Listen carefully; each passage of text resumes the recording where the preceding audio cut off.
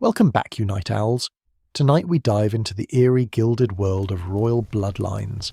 You've seen the portraits, stern brows, solemn eyes, gowns stitched with impossible detail. But behind the velvet curtains of palaces and powdered wigs was something far darker. Centuries of inbreeding. These women weren't just queens and duchesses. They were the result of tangled family trees where cousins married cousins, uncles married nieces, and the same few family names kept reappearing like a ghostly echo. Their lives were bound by gold, but their bodies, often brittle, broken, or dangerously unstable. And we're not just talking about a few sniffles or sore joints. Think skulls shaped like light bulbs, jaws so malformed speech became a struggle, and mental illnesses passed down like family heirlooms. They were born to rule, but they probably won't survive this. So, before you get comfortable, take a moment to like the video and subscribe, but only if you genuinely enjoy what I do here. And hey, post your location and local time below. I love seeing where you're all tuning in from. Now, dim the lights, maybe turn on a fan for that soft background hum, and let's ease into tonight's journey together. They say history is written by the victors, but the portraits never lie. Look close, and you'll see it. An unsettling sameness in the faces of Europe's noble women, especially the Habsburgs, the Bourbons, and other long-standing royal families who treated family reunions as matchmaking opportunities. To them, keeping the blood pure was not only a divine right, it was a necessity. Marrying a commoner. Unthinkable. Marrying your cousin. Tuesday. It started innocently enough. Dynastic unions meant alliances, not romance. But over generations, the gene pool didn't just shrink, it evaporated. Picture a family tree not sprawling and wild, but curling inward like a withering vine. In the middle of this vine, often quiet, stoic, and saddled with duty, sat the women. Take the Spanish Habsburgs. For 2 centuries, they insisted on keeping their crown within a tight circle. Uncle-niece marriages became standard. First cousins were practically soulmates. But the toll? Oh, the toll was steep. By the time Charles II came along, the last of the line, his family tree looked more like a wreath. His jaw was so deformed he couldn't chew properly. He didn't speak until the age of 4, walked at 8, died without issue, and with him, an entire royal house crumbled. But tonight isn't about Charles. It's about his sisters, his aunts, his cousins. Women born into brocade and embroidery, but doomed by the very blood that crowned them. One such example can be traced even earlier, to the daughters of John II of Castile and his Portuguese wife Maria. They were already cousins before marriage. Their children, a dangerous experiment in genetics. These girls were often sickly, fragile in constitution, pale skin, delicate frames, and not in a poetic way. Historians still argue whether their frequent illnesses were simply the norm for the era, or the early signs of what we'd now call inherited autoimmune disorders. And yet, despite this clear evidence, the practice intensified. The 16th and 17th centuries became the golden age of inbred women. A generation of royal daughters were born with limited variation in DNA and unlimited expectations. They were expected to marry strategically, produce heirs, and uphold the image of divine authority. Whether their bodies, or minds, could handle it didn't seem to matter. Art preserved their visages, but even the most flattering painters couldn't always hide the signs. That notorious Habsburg jaw, technically known as mandibular prognathism, was impossible to disguise. Maria Anna of Austria, an empress and daughter of that twisted line, was painted again and again with tightly closed lips, almost as if hiding a secret. In reality, she was hiding her mouth. Her daughter would inherit the same feature as would her niece. And so, the pattern continued, each woman bearing the burden of a name that promised power, but came with suffering stitched into their DNA. Consider how court physicians approached these women. Every fainting spell, every fever, every stillbirth was met with elaborate treatments, leeches, tonics, and prayers. But they couldn't diagnose what we now know were genetic disorders, many of which came directly from centuries of inbreeding. Fragile bones, possibly osteogenesis imperfecta, developmental delays, maybe undiagnosed forms of syndromes that even today we struggle to categorize. Still, the myth of divine right persisted. These women were told their suffering had meaning, that their sacrifice was noble, but a closer look reveals a kind of cruel apathy from the very institutions that claimed to protect them. Their pain was political, and their bodies were battlegrounds, and in some cases, quite literally, their wombs were measured not in personal joy, but in the number of viable heirs produced. Miscarriages were whispered about, but never mourned. A duchess who bore 7 children, 5 of whom died before age 5, would be seen as performing her duty. No one questioned why her children were born weak, or why she herself was constantly bedridden. They simply nodded and planned another marriage, to another cousin, of course. One particularly harrowing example, a 17-year-old girl from the Austrian Habsburg branch, married off to her 35-year-old uncle. Her dowry included not only gold, but a genealogy that promised legitimacy. She spoke 4 languages, was trained in court etiquette from age 6, and yet her body could barely handle the rigours of childbirth. She died at 21, after her 3rd stillbirth. Her death was commemorated with a marble statue. Her name was almost immediately recycled onto a younger cousin. In fact, recycling names became a sort of grim tradition. You'll find countless Maria Theresa, Margarets and Louises in European royal registries. It wasn't just flattery, it was branding. Each new generation needed to signal continuity, even as the genetic foundation crumbled. The result? A carousel of ghost-like women who looked eerily alike, dressed eerily alike, and often died eerily young. The arts couldn't help but reflect this. In Baroque opera and portraiture, the royal woman became a symbol of both ethereal beauty and tragic fragility. Her sadness was fashionable, her frailty romanticised. Poets wrote odes to her delicate disposition, never quite noting that the delicacy came from a gene pool, with all the diversity of a houseplant. And yet, some of these women wielded surprising power, not through brute force, but through influence. Despite being physically compromised, they manipulated court politics with grace and cunning.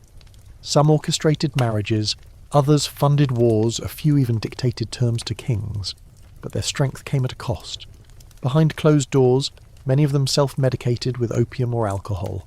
Some suffered from hysteria, a now debunked diagnosis often hurled at women whose behaviour strayed even slightly from the expected. Was it madness, or the slow erosion of a mind trapped by heredity? Historians still debate whether some cases of mad queens were true psychosis, or the result of untreated genetic neurological conditions.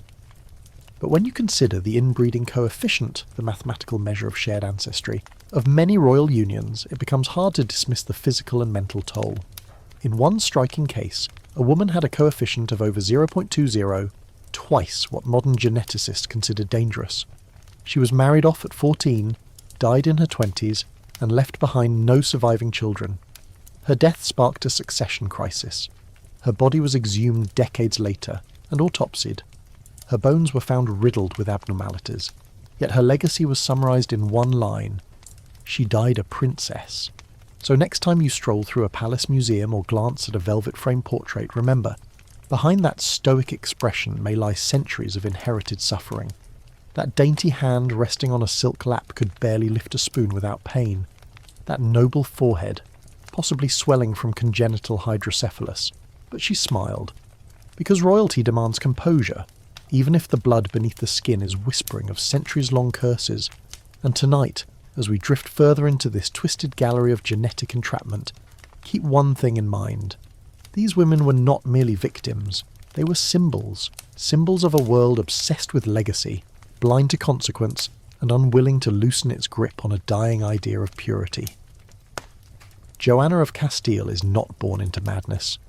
At first, she is quiet, clever, observant, just another royal daughter destined to decorate a political marriage.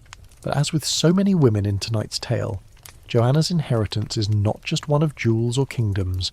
It's an inheritance tangled in a lattice of bloodlines so coiled and compact that something is bound to snap. And unfortunately it snaps in her mind. The daughter of Queen Isabella of Castile and King Ferdinand of Aragon, yes, those two, Joanna grows up beneath the weight of a united Spain, and a family tree so spindly with interconnections it resembles a Baroque chandelier. Her parents are second cousins. Her Habsburg husband, Philip the Handsome, is also her distant cousin, and when she gives birth to children, They too are fed from the same looped genetic well, soon to spill into yet another generation of tangled lineage. But before the madness sets in, Joanna is devout, fluent in multiple languages, a skilled musician, and by all accounts deeply intelligent. That's what makes what happens next so chilling. She begins to fray. Philip is charismatic, charming, and devastatingly unfaithful. Joanna, fiercely attached to him, reacts with jealousy so intense it shocks even her attendants. She rages, she weeps. She reportedly strikes other women who so much as glance at him. When Philip dies suddenly in 1506, historians still argue whether by typhoid or poisoning. Joanna doesn't just mourn. She spirals. She refuses to bury the body. For months, she travels with his coffin, sleeping beside it, insisting he isn't truly dead. Rumours spread like wildfire. Queen Joanna is mad. But pause here. Was this truly insanity? Or was it grief rendered grotesque by inbreeding, isolation, and a lifetime of pressure wrapped in brocade? Medical historians whisper about porphyria. Others suggest schizophrenia, bipolar disorder, or psychotic depression. Still others argue she was simply broken by years of stress, postpartum exhaustion, and political manipulation. Her madness conveniently removes her from power at a time when her rule might have threatened more powerful male relatives. You see, when her mother Isabella dies, Joanna inherits Castile, and when her father Ferdinand refuses to cede power, branding her too unstable to rule, he locks her away, first in a chilly fortress, then in the convent of Tordesillas. She remains there for the rest of her life. Not for weeks, not for months, for 46 years. During this time, Joanna continues to sign documents. Foreign envoys visit her and leave reports suggesting she's lucid, just melancholic, deeply sad. But then again, wouldn't you be? Her daughter, Catherine, visits on occasion. Her son, Charles, later Charles V, Holy Roman Emperor, eventually oversees her confinement. That's right. Even her own son has a stake in keeping her sidelined. The same son who will later rule a sprawling empire stretching across continents, carried on the same fragile blood that once pooled in her veins. And here's where the family tree curls into itself once more. Joanna's children carry not only her genes, but also the combined strain of Habsburg and Trastamara blood. One daughter, Eleanor, marries her cousin and gives birth to yet another cousin. One son, Ferdinand, becomes Holy Roman Emperor, perpetuating the loop. The line continues. The madness doesn't die with Joanna, it simply shifts hosts. While confined, Joanna wears black every day, eats little, speaks to no one. Her court, now reduced to a handful of servants, is instructed to maintain silence. A candle burns nightly by the wooden box said to hold Philip's remains. Occasionally she opens it, just to check. Rumours say she believed he might awaken, but whether that belief is a symptom or a strategy we'll never know. Her jailers never truly cared. In artwork, Joanna is depicted with wide, almost haunted eyes. Artists paint her as both regal and disturbed, sometimes with a crown slipping from her brow. Centuries later, romantic poets will latch onto her story as one of tragic love, a woman driven mad by grief. But under that veneer of drama lies something more troubling, the genetic grip of dynastic ambition. Let's talk science, briefly. Modern studies of inbreeding coefficients show that when close relatives reproduce, the risk of autosomal recessive disorders rises dramatically.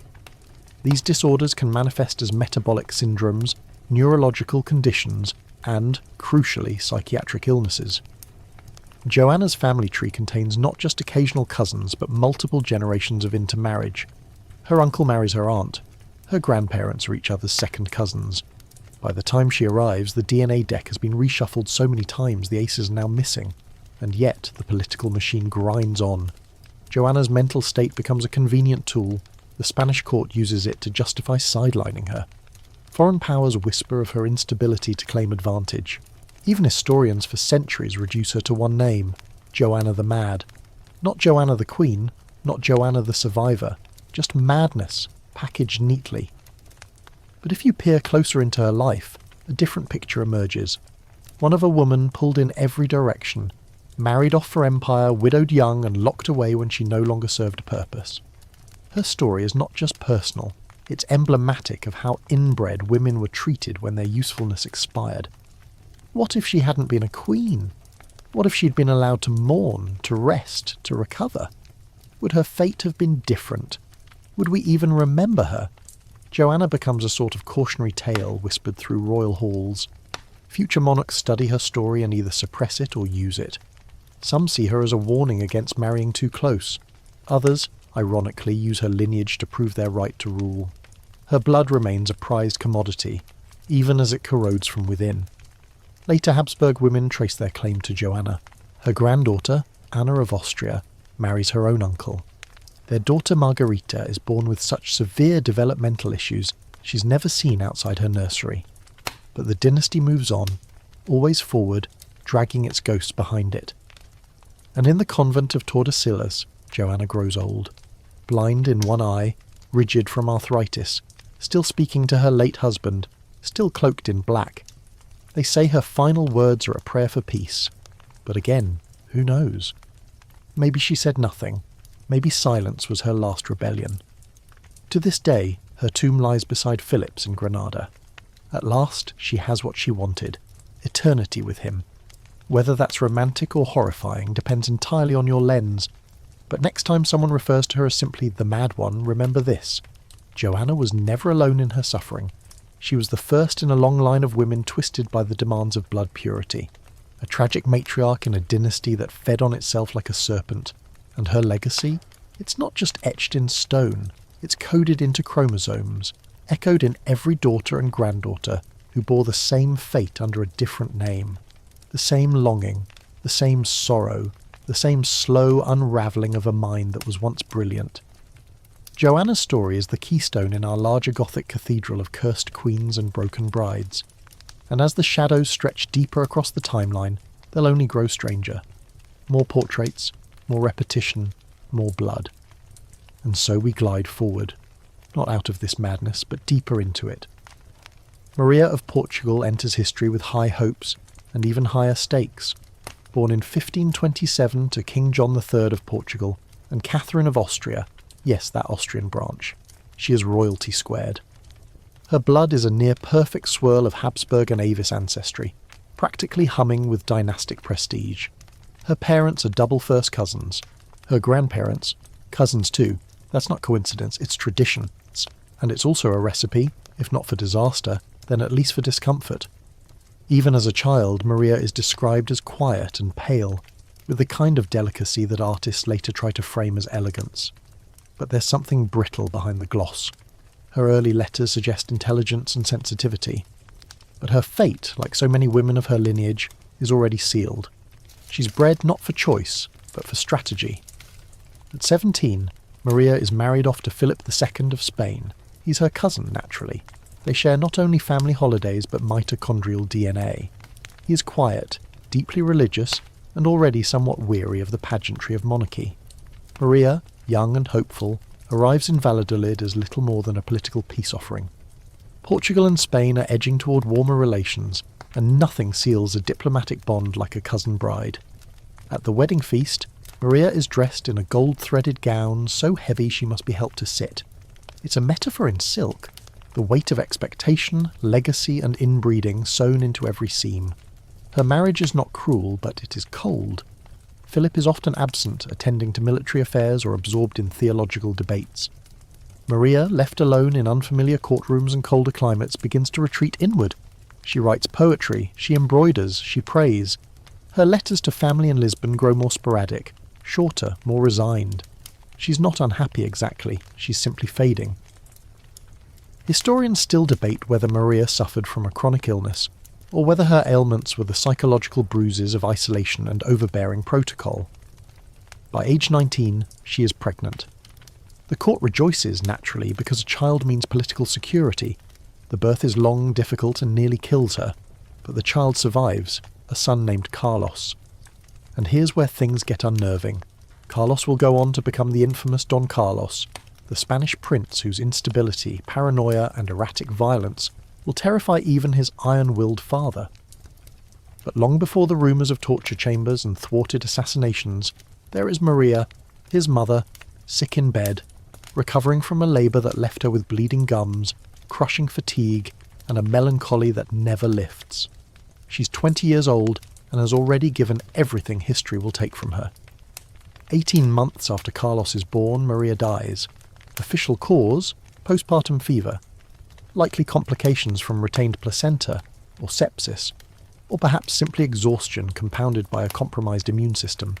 But again, it's hard to ignore the bloodline. Her body was not built for this. Or rather, it was, but only in the way one builds a house with one beam repeated over and over again. Eventually something gives.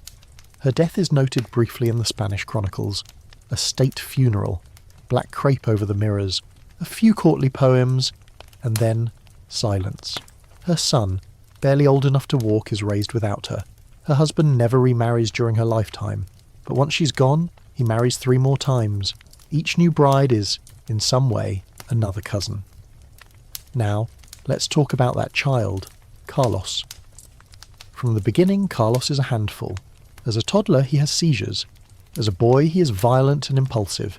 He beats servants, kills small animals, cannot tolerate loud sounds. One account says he attempted to throw himself down a flight of stairs to avoid a lesson. Another says he tried to set fire to his tutor's quarters after being scolded.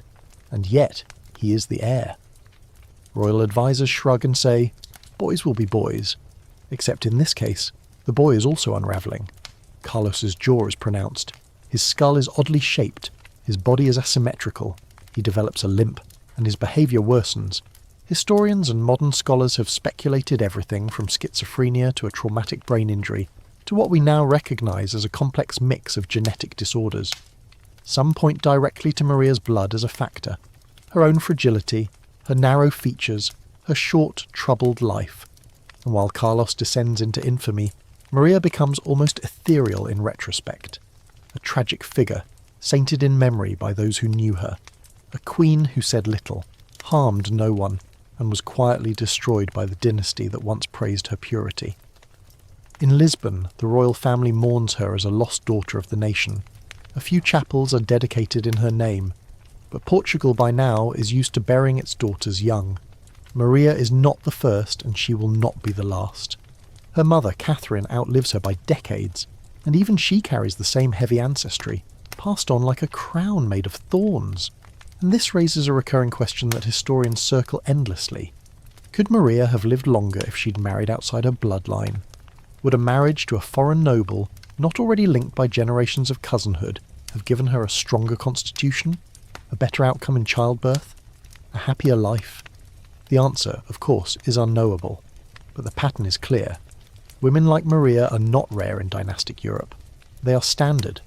Replace her name with Anne, Margaret, Louise, or Isabella, and the story holds. A brief life, a difficult pregnancy, a quiet death, all in the name of keeping power locked within a few trusted veins. And those veins, they are stretched thin.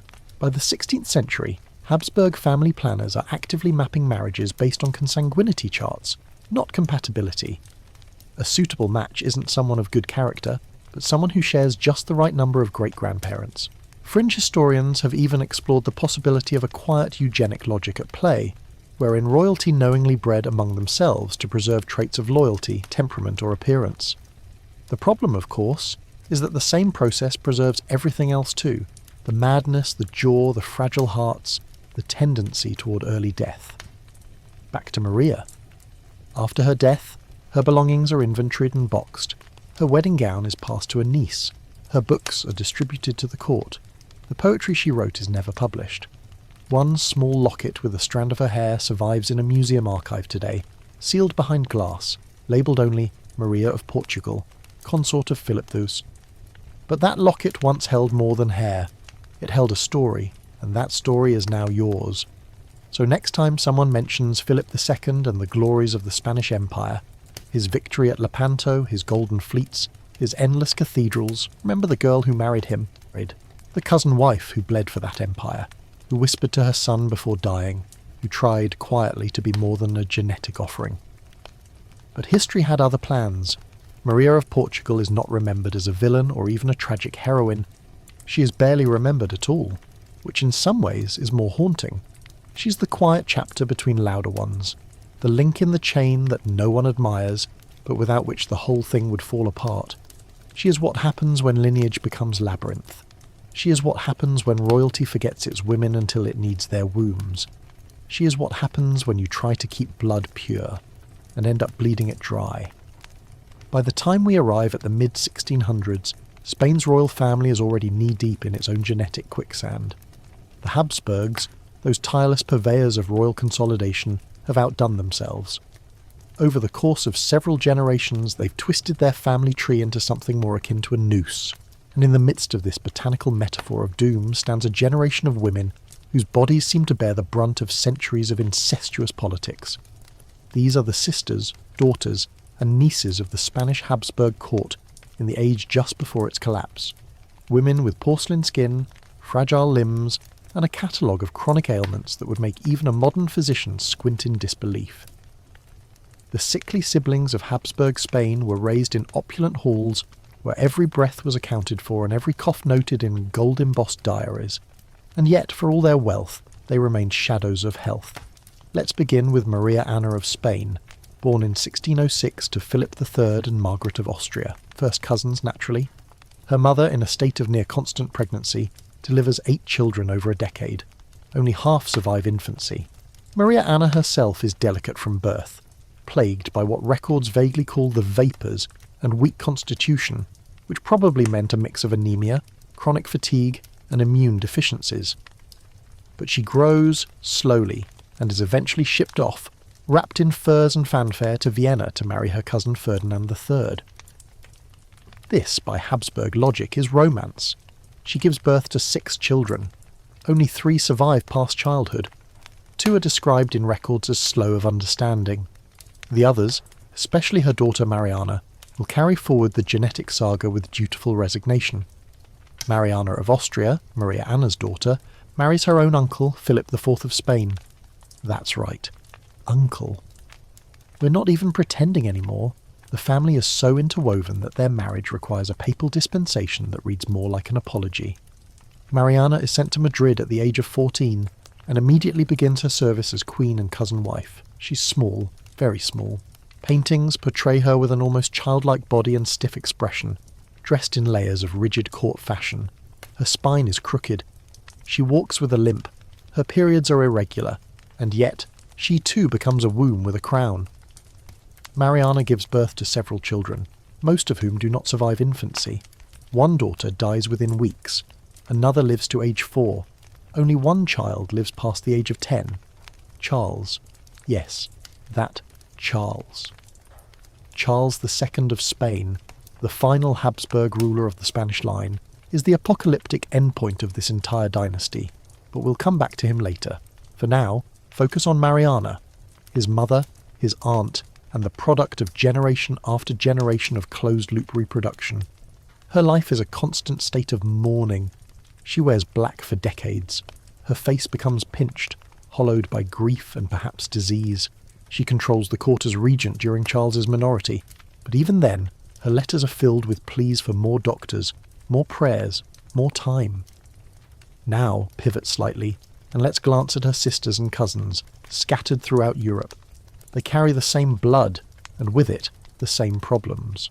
Chronic migraines, dental deformities, premature menopause, stillbirths, miscarriages. Historians tally their children like battlefield casualties.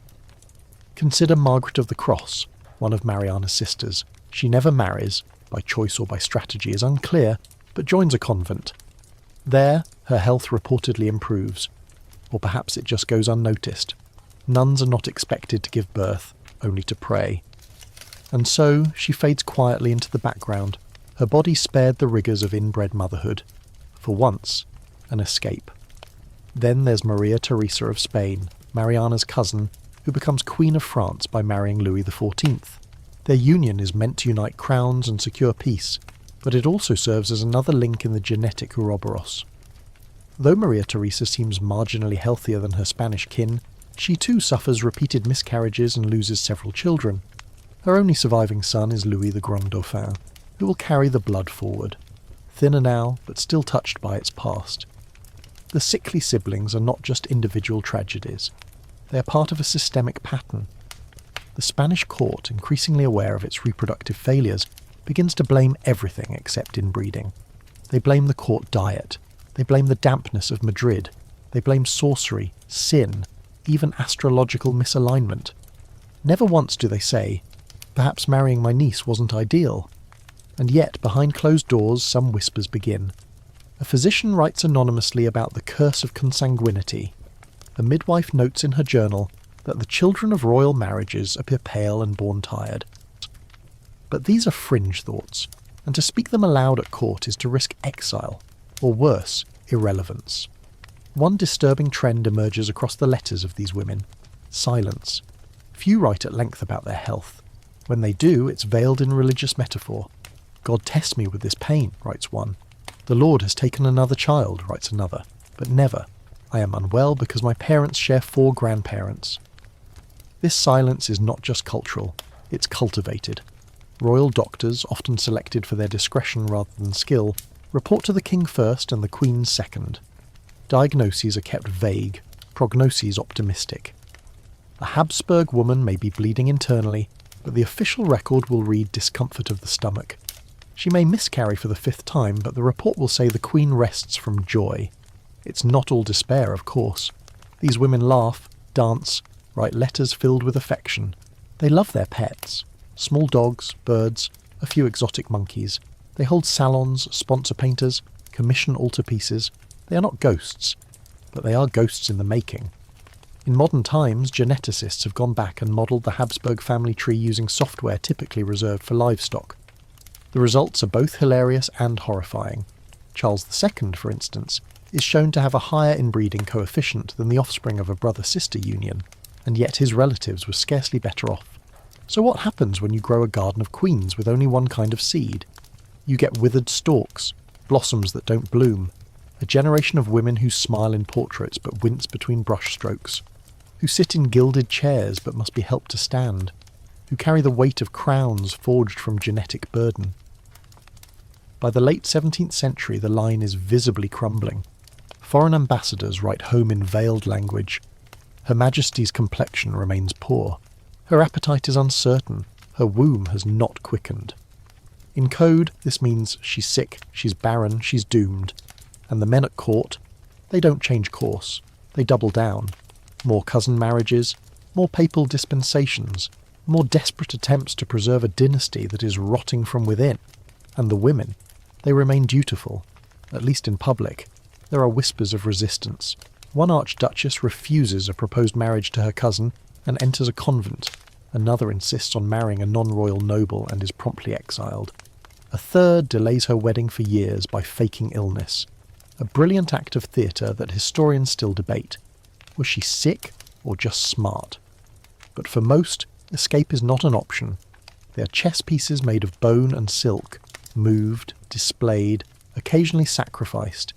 And as the Habsburgs reach the final chapters of their Spanish story, these women remain both invisible and essential. Without them, the lineage ends. With them, it limps on. Beautiful, broken, and still convinced of its own divinity. Margaret Teresa of Spain is barely out of the nursery when the painters begin their work. She's the golden child of a dimming dynasty. The daughter of Mariana of Austria and Philip IV. Remember, that's niece and uncle, making her inbred even by Habsburg standards. She is betrothed before she can write her name. Her face, round and pale, stares out from more portraits than most monarchs ever receive in a lifetime, all before she turns 10. And yet, behind those layers of brushwork and brocade lies something more disturbing than childlike innocence. Margaret Teresa is not just the subject of Diego Velázquez's Las Meninas, though that's how most modern viewers remember her. She is the human embodiment of the Habsburg obsession with keeping power locked in its blood, and her story, short, strange, and meticulously documented, is one of the clearest examples of just how far Europe's dynasties would go to keep the lineage pure. Born in 1651, Margaret is considered a miracle child. Her parents, deeply related and genetically weary, struggle with pregnancies. Several siblings die in infancy or are stillborn. She is the one who survives. Barely. From the beginning, she is watched closely. Her weight is tracked, her urine analysed. Any sign of fever sends waves through the court. She's not just a child, She's an investment. Philip IV dotes on her, in his own withdrawn and severe way. He commissions endless portraits, using her as a symbol of dynastic hope. In these images she wears layers of stiff fabric, the iconic farthingale skirts that transform her into a bell-shaped emblem. Her face, often expressionless, reflects the expectation that even as a toddler she must represent continuity. But the betrothal plans begin early. By age 3, letters are already discussing her marriage to Leopold I, her first cousin, and also her maternal uncle. Yes, Leopold is both her mother's brother and her father's nephew. It's not even a twist anymore, it's a spiral. This marriage is seen as the solution to the Spanish succession crisis. By keeping the Habsburg lines united, the empire can avoid war, or so they hope. The logistics take years, though. Dowries are negotiated. Portraits are sent back and forth. Early 17th century Tinder, if you will. Margaret's images are praised by the Viennese court. She is robust, pleasing in appearance, and of excellent lineage. Translated, she hasn't shown signs of illness yet. When she turns 15, Margaret is sent to Vienna. Her journey is like a royal Instagram reel. Parades, feasts, elaborate stops along the way. But travel is exhausting, and Margaret begins to show signs of fatigue. Her appetite vanishes, her limbs swell. Doctors prescribe bed rest and mercury tinctures, which likely do more harm than good. Upon arrival, she marries Leopold in an extravagant ceremony.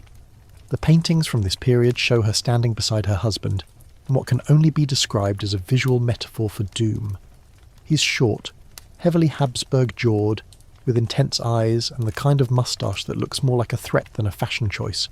She, in contrast, looks diminished. Her health continues to decline. Still, she performs her duties. She smiles at court functions. She becomes pregnant several times. Her first child dies shortly after birth.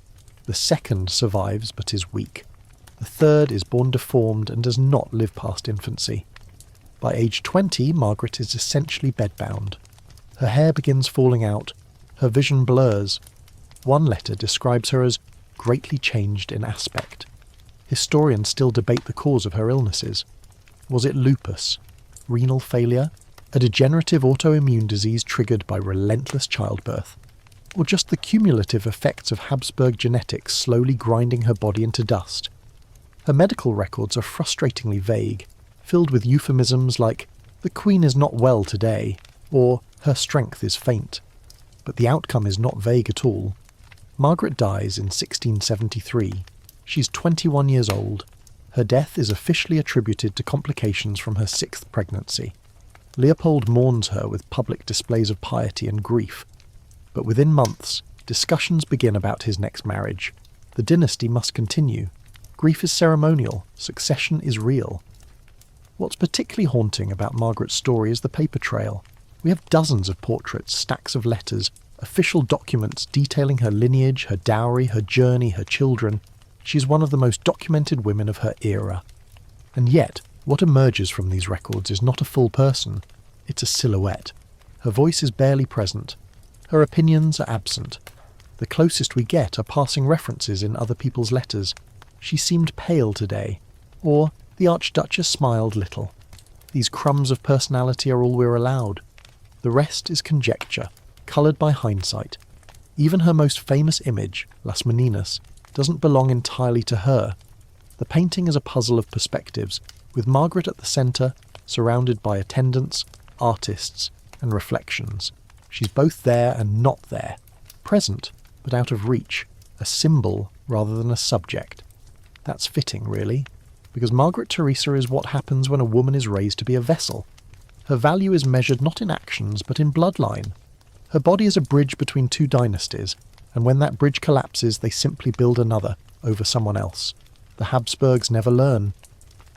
After Margaret's death, Leopold marries again, this time to Eleanor Magdalene of Neuburg, who is not a close cousin. Remarkably, this marriage produces more children, more robust heirs.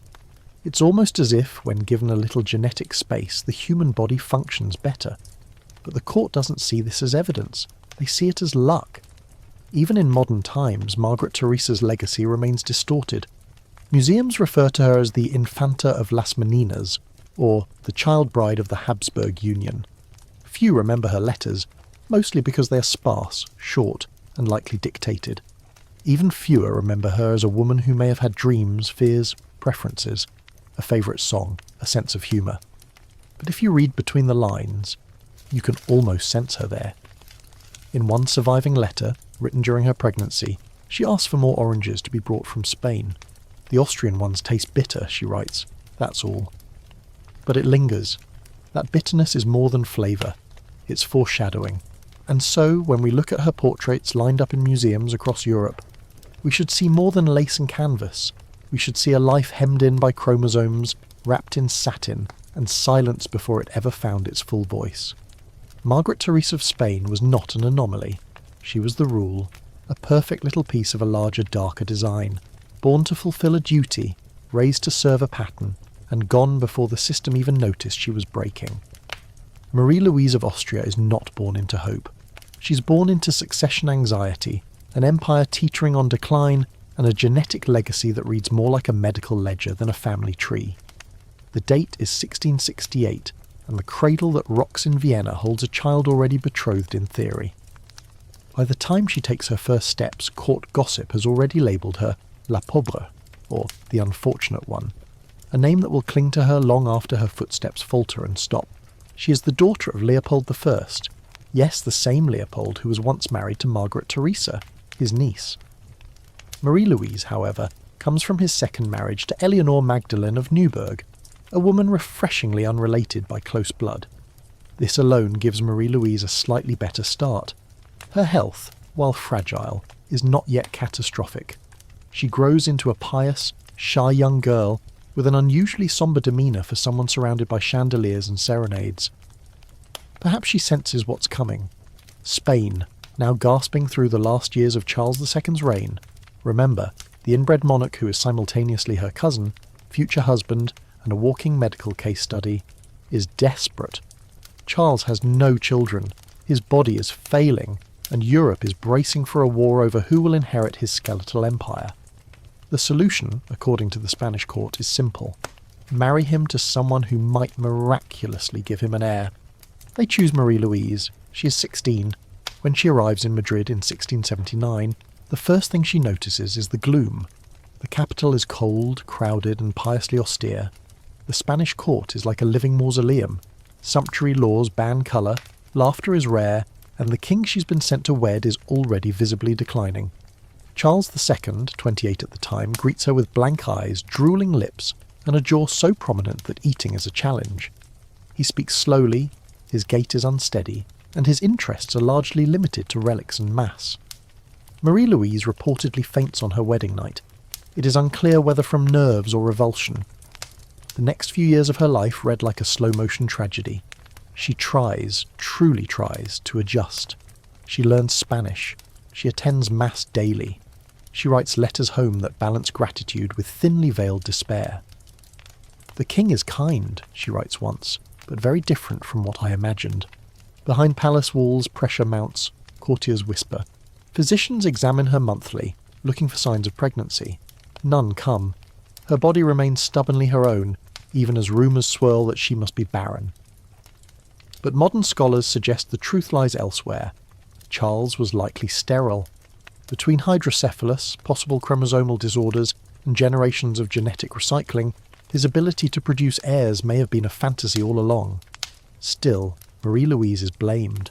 The Queen's failure becomes a national obsession. Court astrologers blame the stars. Priests suggest secret sin. One Jesuit hints she's made a pact with the devil to remain childless. The Spanish public, who rarely see her but imagine her constantly, grow hostile. She's accused of witchcraft, of poisoning her husband, even of dancing with her servants behind locked doors. The reality is far more mundane. She is lonely. Her only escape is horseback riding. She rides daily, furiously, often alone through the fields outside Madrid. One ambassador notes that she rides as though trying to outrun the palace. Another says she looks like a ghost fleeing from her grave. But the exertion brings little peace. Her health declines. Her appetite wanes. Her once bright hair turns brittle and thin. In court paintings from this time, she appears translucent. Draped in black lace, her figure diminishes with each year. Her eyes are deep pools of fatigue.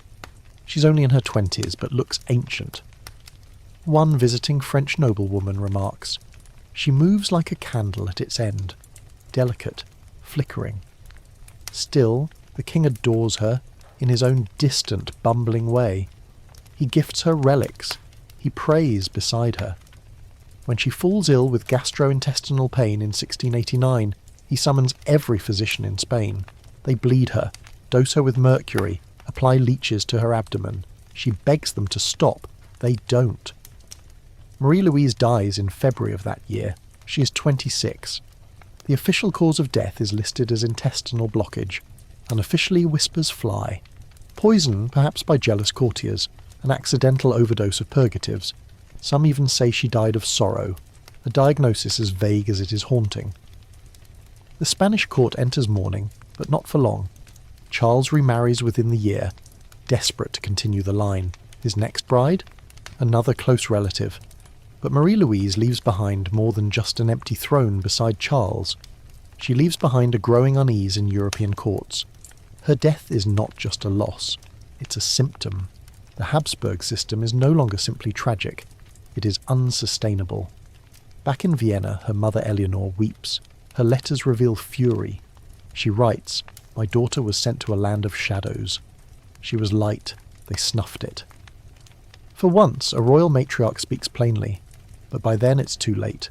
Marie-Louise's body is buried with pomp in El Escorial, the royal crypt already thick with cousins and ghosts.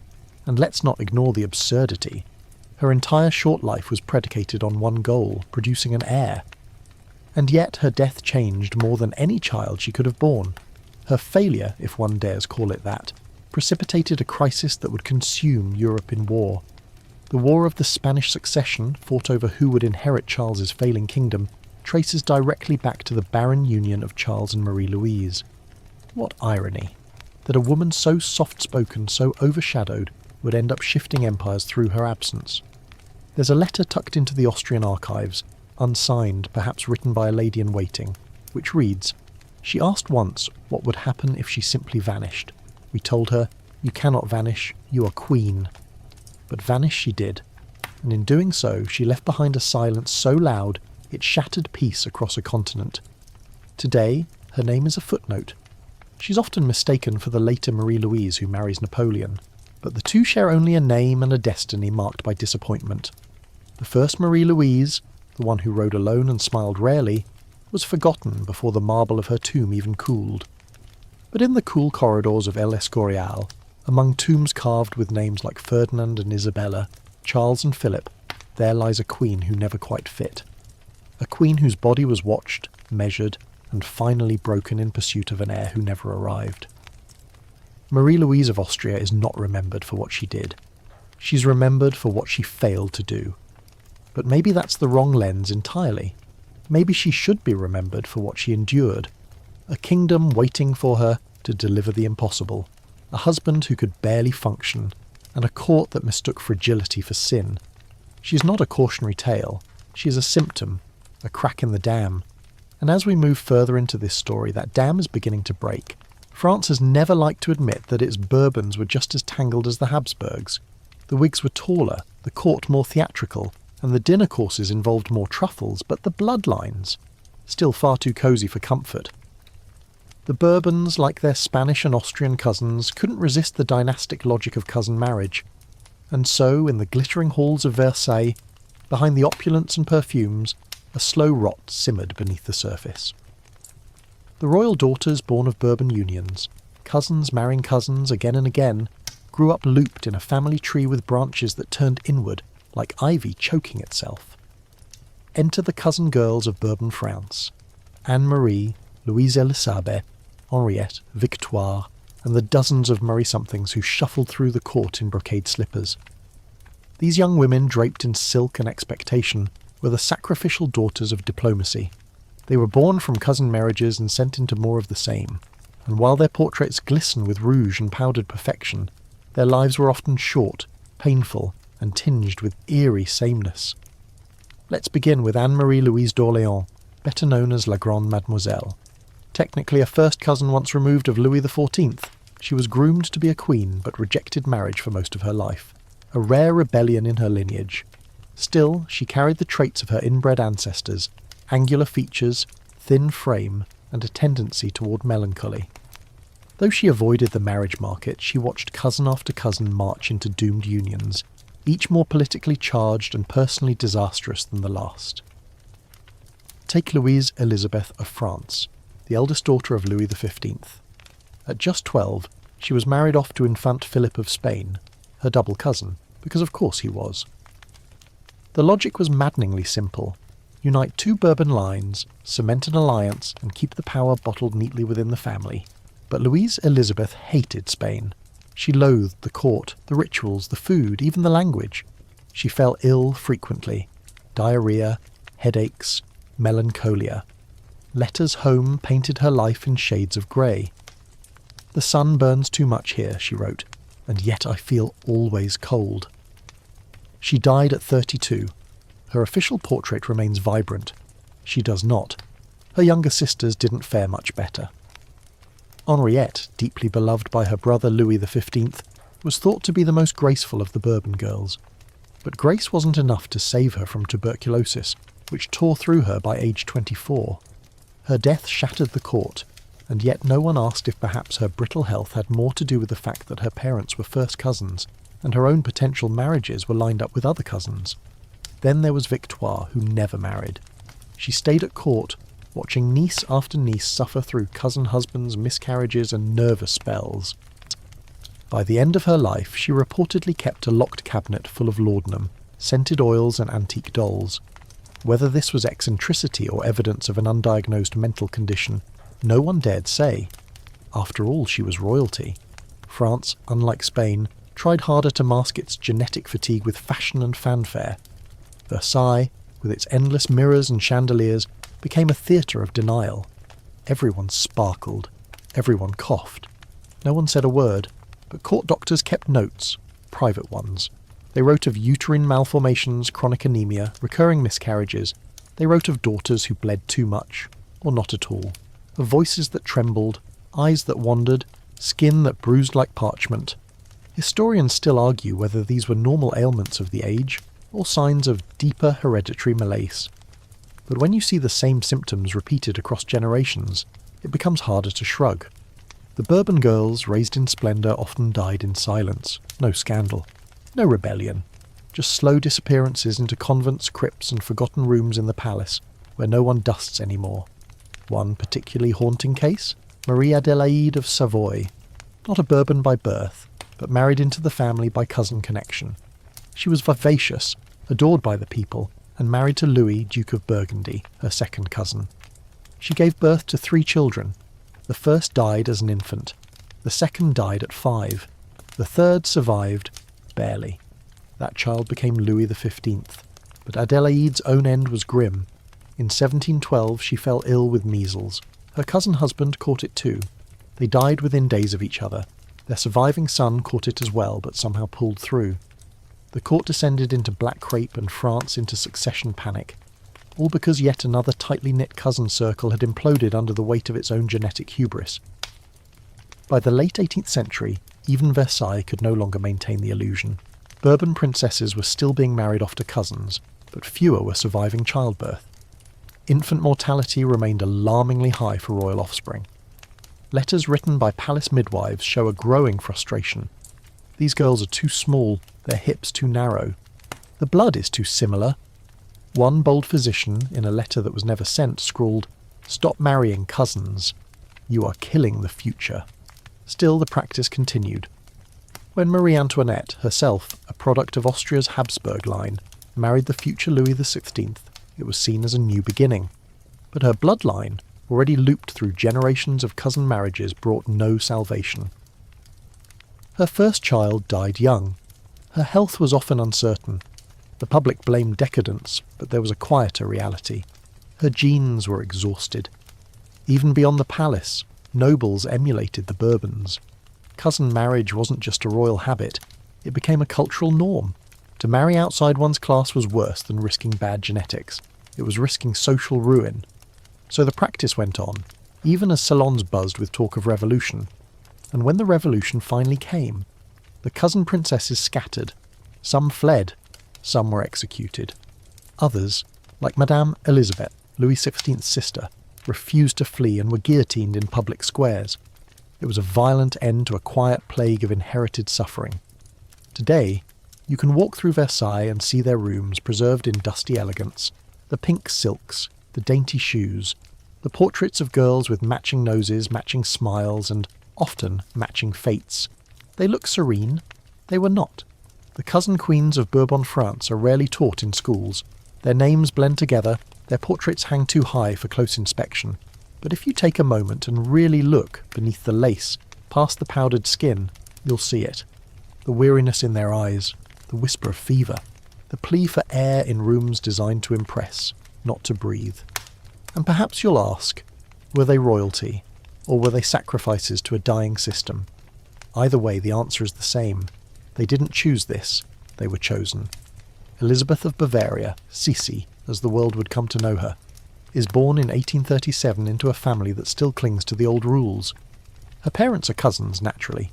Her childhood home, Possenhofen Castle, sits beside a lake, quaint and picturesque, like something from a fairy tale, if you ignore the subtle gloom that always seems to linger in her letters. From the start, Elizabeth is a contradiction. Free-spirited and melancholy, adored and suffocated, ethereal yet disquietingly intense. She's a duchess, not a princess, and not even the eldest daughter. So when Emperor Franz Joseph of Austria announces he will marry her instead of her older sister, the court buzzes. Some say he fell in love at first sight. Others whisper that he was tired of expectations and drawn to Elizabeth's wild, unpolished charm. Either way, at 15, she becomes engaged to her cousin, and at 16 she is crowned Empress of Austria. And the moment the crown touches her head, her freedom begins to evaporate. Vienna, grand and stifling, greets her with suspicion. The court is obsessed with etiquette, down to the angle of her curtsies. She is young, German, and utterly unprepared for the labyrinth of politics, backroom alliances, and invisible rivalries. Her mother-in-law, Archduchess Sophie, effectively runs the empire and, by extension, Elizabeth's life. She takes control of Sisi's children, her diet, her schedule. Elizabeth, overwhelmed and likely suffering from what we'd now call anxiety or postpartum depression, retreats into silence. But retreat is never total. Elizabeth begins to resist in the only way she can, through control of her image, her body, and her privacy. She starves herself, reducing her meals to little more than milk, oranges, and broth. She becomes obsessed with her waistline, maintaining a measurement of 19 inches well into her 40s. She exercises obsessively. She refuses to eat in public. She spends hours a day having her hair brushed and braided, a ritual that becomes almost religious in its precision. And yet, she is admired. The public adores her beauty. Her long chestnut hair, her doe-like eyes. Poets compare her to nymphs, to goddesses. But behind the marble statues and breathless poems lies a woman slowly vanishing. Her thinness becomes a kind of armour. Her silence, a shield. She travels constantly. Hungary, Greece, Switzerland, anywhere but Vienna. Historians argue about Elizabeth's state of mind. Was she simply eccentric? Or was she suffering from a slow-burning, untreated illness of the mind and soul? Some point to her family history. Her father, Duke Maximilian, was known for his mood swings and detachment. Her cousin husband, Franz Joseph, stoic and rigid, could never quite meet her where she needed him. Their son, Crown Prince Rudolf, would eventually embody the dynasty's terminal melancholy in ways no one could ignore. But before we get to him, let's stay with Sisi a moment longer. Because her life is a masterclass in tragic rebellion. She refuses to be a puppet, but finds she cannot cut the strings without cutting herself. She writes poetry, dark, confessional, almost too modern for her time. In one verse she writes, "I flee from men, from love, from sorrow. I seek the silence of the night." She fills diaries with sketches of exile and endless longing. She also begins to surround herself with people who don't speak German. Greek philosophers, Hungarian nationalists, even English stable boys, anyone who exists outside the court's tight web. She learns languages obsessively, as if escaping into new vocabularies might free her from her own bloodline. It doesn't. When her son Rudolf is born, she pours herself into him. He is bright, sensitive, and immediately at odds with the rigid world of the Habsburgs. Elizabeth pushes for his education to include liberal thinkers, science, and modern ideas. Franz Joseph disagrees. A rift grows. By Rudolph's adolescence, he and his mother are close in mind but distant in geography. He becomes increasingly isolated, caught between a crumbling empire and the impossible legacy of his blood. Then comes Mayerling. In 1889, Crown Prince Rudolph and his 17-year-old lover, Baroness Mary Vetsera, are found dead in a hunting lodge. The official story is a suicide pact.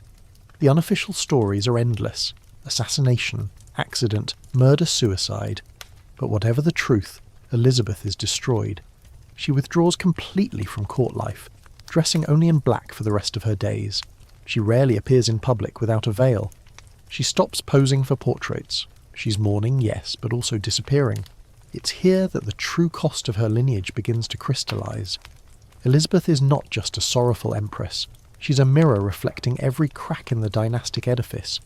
Her son, the heir, is dead. Her husband, aging and inflexible, clings to outdated rituals. Her body, once praised, is now a prison. Her beauty, once her shield, is now a ghost. She becomes obsessed with death. Not theatrically, but methodically.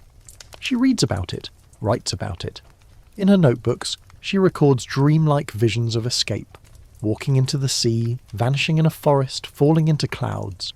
She refuses protection, travels under aliases, and takes long walks alone in unfamiliar cities. And so, in 1898, when an Italian anarchist named Luigi Lucchini stabs her with a sharpened file on a Geneva promenade, Elizabeth almost doesn't react. The wound is small. She doesn't even realise she's bleeding until she collapses. She dies shortly after, and her death, like her life, is both sudden and slow. Austria mourns her with grand processions. Statues are erected. Myths are born. But in the decades that follow, the empire she embodied will dissolve. Her great-nephew will be the last Habsburg emperor. The palaces will be turned into museums. The line will scatter like dust. Today, tourists visit Vienna and see her gowns, her poems, her portrait on coffee mugs. But the real Sisi, the woman buried under etiquette, under expectations, under a crown too heavy for anyone, remains elusive. She was not sick because she was empress. She was sick because her entire bloodline had been sick for centuries. The same obsession with purity that built empires had hollowed out her bones. The same pride that kept her bloodline noble also kept it narrow, claustrophobic and cursed. Elizabeth of Bavaria is not just a figure of tragedy. She is the embodiment of what happens when royalty becomes a feedback loop. A family that marries itself again and again until there is no room left to breathe. Her beauty may have dazzled Europe, but her suffering, quiet, personal, inherited, was the real legacy. And perhaps, as we glide deeper into this gallery of inbred women, that's the cruelest trick of all. Not the pain, but the silence. By the early 20th century, the Age of Thrones is beginning to tremble, but no one feels the tremor quite like Zita of Bourbon-Parma. Born in 1892, she is royalty in the old style, serene, devout, fluent in 6 languages, and uncomfortably aware of the weight of her ancestry. Her father is Duke Robert I of Parma, who has 24 children from 2 cousin marriages. Yes, you read that right, 24. Her mother is Princess Maria Antonia of Portugal, whose own family tree loops back into itself more than a dozen times. Zita is child number 17. By the time she enters the world, the House of Bourbon-Parma is more a genetic experiment than a dynasty. The children vary wildly in health. Some are robust and lively. Others are pale, frail, and suffer mysterious ailments. Several die young. A few vanish into convents. Zita grows up surrounded by this strange spectrum where illness is familiar and mourning is ritual. Her childhood is cloistered but rich in Catholic tradition. The family lives in exile, their former duchy now absorbed by the Italian state. Still, they cling to royal titles, court etiquette, and the idea that bloodlines define destiny. Zita, sharp and observant, watches quietly as siblings are paired off for strategic marriages. Most are cousins or second cousins, some visibly ailing from the legacy of ancestral closeness. She's educated in a convent and expected to marry well. And by well, they mean within the usual European elite. So when Archduke Charles of Austria, yes, that Austria, expresses interest in her, The families rejoice.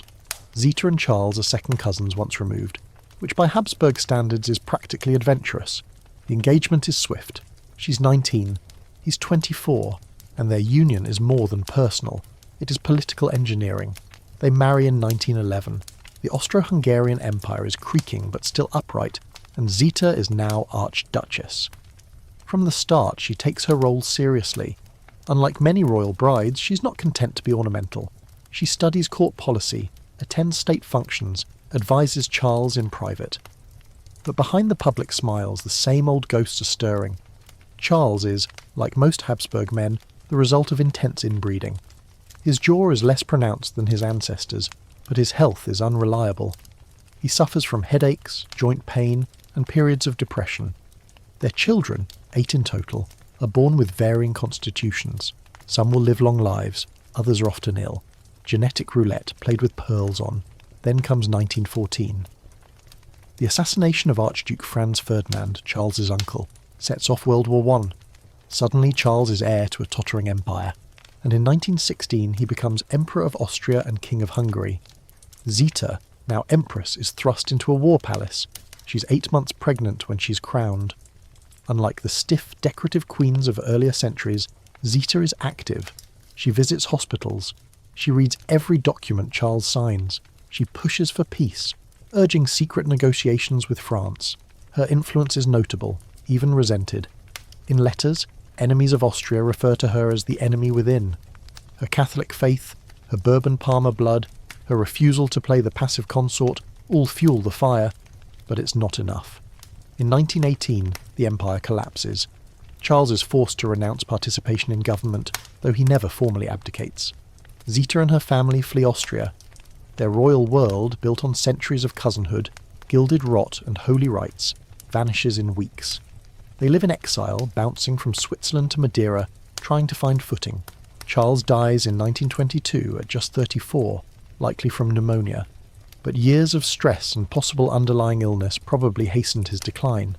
Zita is 30, a widow, an empress without a throne, and 8 children to raise. Here, the myth ends and the survival begins. Zita never stops wearing black. For the rest of her life, 67 years, she dresses in mourning. It's more than grief, it's identity. She clings to her role, even when monarchies fall like dominoes. In France, in Belgium, in the Vatican, she is still Her Imperial Majesty. But in reality, she's a refugee, surviving on donations, estate sales, and the dwindling respect of those who remember old titles. She raises her children fiercely, pushing them toward Catholic service and royal marriages. But the genetic toll continues. Some of her sons suffer chronic illnesses. One daughter dies young. Others are marked by nervous ailments, infertility, and a strange solemnity that clings to the family like fog. Modern medical historians look at Zita's offspring and see the aftershocks of centuries of inbreeding. Not always visible, but present. A tendency towards certain facial features, recessive conditions, emotional volatility, and a profound, almost programmed sense of exile. Zita herself lives an astonishingly long life. She dies in 1989 at 96. By then she's become something of a relic, the last empress of a lost world, a symbol of endurance, but also perhaps of denial. She never acknowledges the failings of the dynastic system that produced her. She remains proud of her heritage, devout to the end, and convinced that monarchy is sacred. Even as Europe becomes modern, secular and democratic, she holds tight to the old codes. Titles matter, bloodlines matter, the Habsburg-Lorraine crest, embroidered into her linens, matters. And in a way, that makes her legacy all the more haunting. Zita was not a villain, she was intelligent, capable, compassionate. But she was also the last link in a chain that had strangled itself. A living monument to royal resilience and royal blindness. When she is buried, with full imperial rites, her body is placed in the Capuchin crypt in Vienna, beside emperors and empresses whose faces appear over and over in the family portraits, like a photo copied too many times. Same chin, same eyes, same fate. Tourists still visit. Some press their hands to her tomb, whispering admiration. But if you listen closely, the silence behind those walls is not reverent, it's exhausted. Zita of Bourbon-Parma was the last empress, yes, but she was also the last thread in a genetic tapestry so tightly woven it could no longer breathe. Victoria Eugenie of Battenberg is a queen born in the Age of Shadows, shadows of empire, shadows of war, and the long, unshakable shadow of genetic doom. She enters the world in 1887 at Balmoral Castle, the granddaughter of Queen Victoria herself. On the surface, it's a fairy tale beginning, born to a princely line, christened in opulence, and raised in the elegant gardens of Britain's royalty. But beneath the lace and lineage lies a genetic curse that would ripple across the crowned heads of Europe and stain generations to come. That curse has a name: haemophilia. Queen Victoria, through a random mutation or inherited anomaly, became a carrier of the blood disorder that prevents clotting. She passed it to several of her children, including Princess Alice, Victoria Eugenie's grandmother, and from there to Princess Beatrice, Eugenie's mother. The gene waited, quiet and lethal, nestled inside Eugenie's DNA. No one knew yet, or perhaps they suspected, and simply hoped the odds were on their side. They were not. Victoria Eugenie is beautiful, slender, pale, with soft features and a shy demeanour. She's educated at home, immersed in languages, music, etiquette, all the usual tools of dynastic utility. But as a Battenberg, her royal credentials are considered morganatic, technically noble, but not quite royal enough for the oldest houses of Europe. That changes when King Alfonso XIII of Spain comes looking for a bride.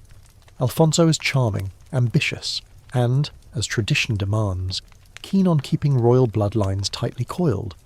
A British princess, linked to Queen Victoria and raised in the moral stiffness of Windsor, seems ideal. Their courtship is swift, though not without warnings. British doctors know the risk. Eugenie's brother Leopold died of haemophilia as a child. The mutation has made itself known. Still, politics trumps prudence. Eugenie converts to Catholicism, a move that scandalises her Anglican family and thrills the Spanish monarchy. She arrives in Madrid in 1906 for the wedding, and almost dies. As the royal procession winds through the streets, an anarchist throws a bomb at the couple's carriage. The blast misses them but kills nearly 24 bystanders. Eugenie survives with minor injuries. The crown is placed on her head anyway. The real damage is still to come. Within a year, she gives birth to a son, Alfonso, Prince of Asturias. At first, all seems well, but a minor fall from a high chair reveals the truth. He bleeds uncontrollably. The diagnosis is immediate and devastating. He has inherited haemophilia. The Spanish court is furious. Alfonso XIII, who had been warned but chose to ignore the risk, now blames Eugenie for contaminating the bloodline. Their marriage sours. He retreats to mistresses. She retreats to charity work and silence. Their next son is born without the disease, a relief. But 2 other sons will also be haemophiliacs. The family is split into the bleeding and the safe. Eugenie becomes paranoid. Every stumble, every scrape, every bruise could become fatal.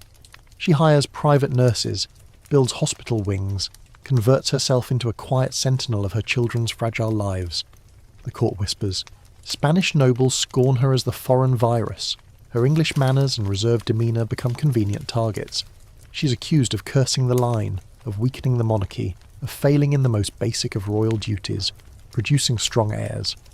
But the curse isn't hers alone. Across Europe, the haemophilia gene spreads like a cold wind through royal nurseries. Alexandra of Russia, Queen Victoria's granddaughter, like Eugenie, is also a carrier. Her son, the Tsarevich Alexei, inherits the disease. His suffering would lead his mother into the arms of Rasputin, and eventually into the chaos of revolution. In Spain, the damage is quieter but no less severe. Eugenie's eldest son, Alfonso, is stripped of his title when he marries a commoner.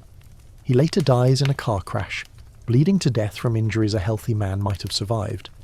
Her third son, Jaime, is rendered nearly deaf from a childhood operation gone wrong, and his haemophilia isolates him further. The monarchy, once a fortress, now looks like a glass palace cracking from within, and all the while Eugenie endures. She becomes deeply involved in charitable work, especially hospitals and services for the poor. Her public appearances grow fewer as the political climate worsens. Spain is sliding into instability, civil unrest, military coups, republican fervour. Alfonso XIII, increasingly unpopular and blamed for national decline, is forced into exile in 1931. Eugenie goes with him. They separate in everything but name. She moves to Lausanne, Switzerland, and later to England, never returning to Spain during his lifetime. He dies in Rome in 1941. She does not attend the funeral, but her exile is not complete. Her legacy lives on in fragments, through grandchildren, through whispered blame, through portraits in dusty palaces where tourists snap photos and move on, unaware of the blood beneath the canvas. And the haemophilia gene? It continues. Descendants of Eugenie's line still carry it. Some were tested. Others perhaps never knew until an accident revealed the truth.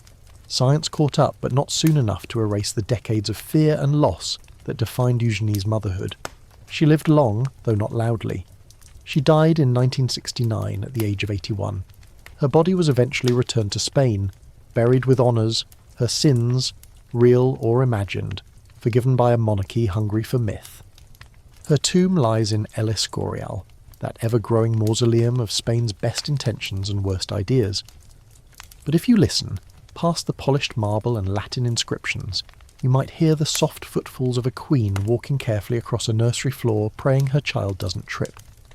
Victoria Eugenie is not remembered with fire or pageantry. She's remembered with an asterisk. The queen who carried the gene, the mother of the bleeding princes, the silent vessel of a royal curse passed down not through malice or sin, but through devotion to the very system that demanded her sacrifice. She didn't choose the mutation, she inherited it, and in turn she passed it on, because that's what dynasties do. They hold their breath and hope, and sometimes the air runs out. As the 20th century unfolds, Eastern Europe becomes a theatre of dynastic desperation. The old empires are dying, borders shifting like sand underfoot, and yet the cousin queens continue to marry, reign, and unravel. From Romania to Russia, these royal women, bound by blood to each other, carry the final echoes of centuries-old alliances. They are queens of doomed thrones, raised with crystal spoons and Latin prayers, destined not for fairy tales, but for photographs taken just before everything burned. Take Marie of Romania, born in 1875, granddaughter of both Queen Victoria and Tsar Alexander II of Russia. Already you can see the tangle. Her blood is a cocktail of British, Russian, German and Austrian lineages, though most of it comes back eventually to the same ancestral hallway. She marries Ferdinand of Romania, her second cousin once removed, but close enough that family reunions likely doubled as matchmaking. Marie is stunning, tall, golden-haired, with that strange mix of fragility and defiance that often comes from lives steeped in an inherited pressure. She's clever, artistic, and often lonely. Her marriage is stiff. Ferdinand, while dutiful, is emotionally distant and, let's just say, not particularly exciting. Marie finds solace elsewhere, in poetry, in war service, and possibly in a few whispered romances that court historians politely sidestep. But as queen consort during World War I, she shines. Romania is torn apart, its armies faltering, its people starving. Marie, fearless and immaculately dressed, visits hospitals, delivers speeches and boosts morale. She becomes a national icon, a strange paradox, a cousin bride in a foreign land who becomes more Romanian than many of her subjects. Her people adore her. She wins them with action, not blood.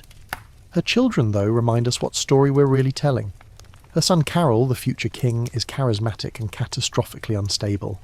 His scandals make headlines across Europe. Affairs, abdications, betrayals. He marries a commoner, is forced to give up the throne, returns later in a wave of nationalist fervour, and finally dies in exile. Marie, watching this chaos unfold, retreats into art and diplomacy, but it's clear, the old bloodline, even in new clothing, is still carrying its baggage. Across the border, in Serbia, and then Yugoslavia, a similar pattern emerges. Queen Maria of Yugoslavia, another descendant of Queen Victoria, and cousin to Romania's Marie, marries King Alexander I. They are cousins, naturally, through various Saxon and Danish branches. Maria, tall and blonde, has the same regal bearing, restrained, deliberate, weary. She gives birth to a son, Peter, who becomes king as a teenager after his father is assassinated. Peter II's reign is brief and harrowing. He flees Yugoslavia during World War II, joins the Allies in London, and spends the rest of his life in a strange royal limbo. No throne, no income, no clear purpose. He drinks heavily. He marries American actress Alexandra of Greece and Denmark, another cousin many times over, and their son, Crown Prince Alexander, is born in a London hotel room repurposed as Yugoslav territory for the occasion. The fairy tale is thin, the lineage remains tangled, the throne forever lost. And then there's Russia, where the dynasty ends not in exile but in execution. Alexandra Feodorovna, born Alex of Hesse and by Rhine, is a granddaughter of Queen Victoria and thus another node in this increasingly claustrophobic web. She marries Nicholas II, the last Tsar of Russia, her cousin through multiple lines. Their wedding is magnificent, their portraits luminous, but the haemophilia gene rides with them, silent and deadly. Their son, Alexei, is born in 1904. He is the heir to one of the largest empires in the world, and he is also a haemophiliac. From the beginning, his life is a tightrope. A bruise could kill him, a stumble could be fatal. Alexandra, already shy and prone to spiritualism, becomes consumed with his illness. Enter Rasputin, the mystic monk who seems to ease the boy's suffering. His influence over Alexandra, and by extension over Russian politics, sparks outrage, scandal, and eventual conspiracy. While revolution brews, Alexandra writes prayers. She believes in divine right, in the sacred mission of her blood, but her belief, rooted in centuries of royal identity, blinds her to the rage outside the palace gates. When the Romanovs are executed in 1918, Alexandra dies believing herself a martyr. Her daughters, Olga, Tatiana, Maria and Anastasia, die beside her. All four girls, distant copies of their mother, their grandmother Queen Victoria, their countless cousin aunts, are killed for a system they inherited but never chose. Back in Romania, Queen Marie receives news of the execution with horror. She had written letters to Alexandra, warning her, begging her to flee. She'd seen the end coming. Her own monarchy would last a few more decades, but the writing was on the crumbling blood-stained wall. The cousin queens of Eastern Europe lived their lives between palaces and trenches, between protocol and desperation. They were both pillars and pawns, raised to believe in divine purpose, only to watch that purpose unravel in public. Even after the thrones fell, the cousin marriages continued, like rituals no one remembered how to stop. Princess Elena of Romania, Marie's daughter, marries Archduke Anton of Austria, Habsburg cousin. They live briefly in Austria, then flee as the Nazis rise. Elena ends up in America, then becomes a nun. Her memoirs are full of longing, confusion and quiet strength. Another of Marie's daughters, Queen Elizabeth of Greece and Denmark, another cousin marriage, ends up divorced, isolated, and finally imprisoned by communists before fading into obscurity. What links all these women isn't just shared blood or misfortune, it's the eerie sameness of their stories. They are born into royal privilege that demands total submission. They are paired with cousins to maintain dynastic integrity. They are praised for their bearing, criticised for their bodies, and blamed for the downfall of their houses. And in the end, they are either exiled, executed, or forgotten. Historians still debate the impact of these cousin marriages. Was the collapse of these monarchies due to genetics or geopolitics? Did the rise of republics simply coincide with a wave of hereditary weakness, or did they feed off each other? But when you look at the health records, the letters, the faces in portraits that echo across borders, it's hard to pretend it's all just coincidence. The cousin queens of Eastern Europe were the last generation bred for bloodline alone. After them came rebellion, war, and a shift toward merit, or at least media. But their legacy remains, delicate and haunting. They danced in ballrooms, now turned to rubble. They kissed children whose bones would never fully heal. They signed treaties written in invisible ink, and in the end they vanished into history like fog through a stained glass window. Elegant, tragic, and far too alike. The Habsburg jaw, so infamous it deserves its own passport, is not merely an odd facial feature. It's the flag planted atop centuries of intermarriage. Technically known as mandibular prognathism, this protrusion of the lower jaw became the physical emblem of a dynasty obsessed with internal continuity. And nowhere is it more visible or more damning than in the portraits of its women. This wasn't just about aesthetics. The Habsburg jaw often came paired with dental overcrowding, speech impediments, and difficulty chewing. A square face with a prominent chin might seem regal in oil paint, But behind the canvas was a young woman who could not close her mouth fully, who struggled to form certain words, who endured medical procedures that involved silver instruments and no anaesthesia. And yet, for centuries, the jaw was seen as a symbol of purity, a sign that the blood was unchanged, an inherited trophy. Maria Anna of Austria, born in 1683, is one of its many carriers. Daughter of Leopold I and Eleanor Magdalene of Neuburg, remember those names? Their union was a blessed reprieve from closer consanguinity. Yet their daughter still bore the family stamp, that squared face, elongated lower jaw, and stiff posture. Maria Anna, who became Queen of Portugal through yet another cousin marriage, struggled with digestion and speech. Her doctors noted frequent mouth spasms and prescribed herbs soaked in brandy, which likely helped nothing except the boredom. And then there's Maria Theresa, Habsburg matriarch extraordinaire, who ruled much of Central Europe and birthed 16 children, each of them one more chance to replicate the family line. Several of her daughters inherited the jaw, including Maria Carolina, Queen of Naples, and Marie Antoinette, Queen of France. Yes, that Marie Antoinette. Portraits of her carefully soften her features, but eyewitnesses often noted her peculiar chin and angular face. She may have lost her head, but she did not lose the chin.